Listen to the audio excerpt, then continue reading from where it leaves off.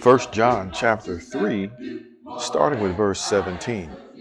If anyone has this world's goods and sees a fellow believer in need, but withholds compassion from him, how does God's love reside in him?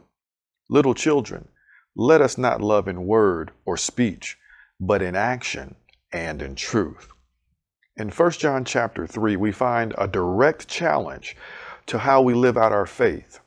John writes that if someone has material possessions but withholds compassion from a fellow believer in need, it's a clear sign that God's love is not truly present in them. This verse urges us to go beyond words and lip service, reminding us that saying we care is not enough. We actually have to care, and we are called to put our love into action. John makes it clear that loving others isn't just about verbal affirmation. When we say we love someone, yet don't act in ways that show that love, we miss the mark of true Christian love. For John, compassion is inseparable from sharing what we have with those who are in need. And in a world where many of us are richly blessed, especially in the Western world, this command challenges us to consider what we're doing with the resources that we've been given.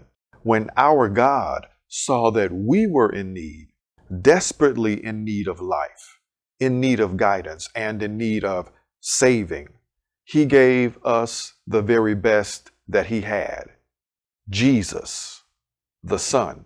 In the same spirit, He calls us to respond by sharing our time, our resources, and our possessions with others.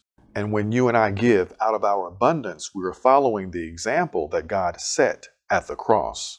This perspective also flips the script on how we should view those who are in need.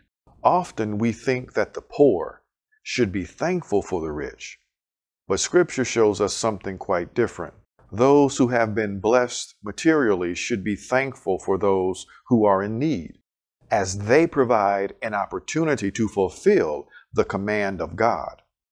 We should see these needs as gifts that allow us to follow through on our faith and tangibly express the love of God. If we see someone in need and we are able to help them, then God has positioned us to respond.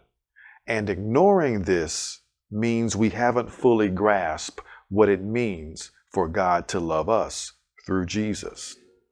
When we embrace opportunities to love others in action, we are reflecting God's love back into the world.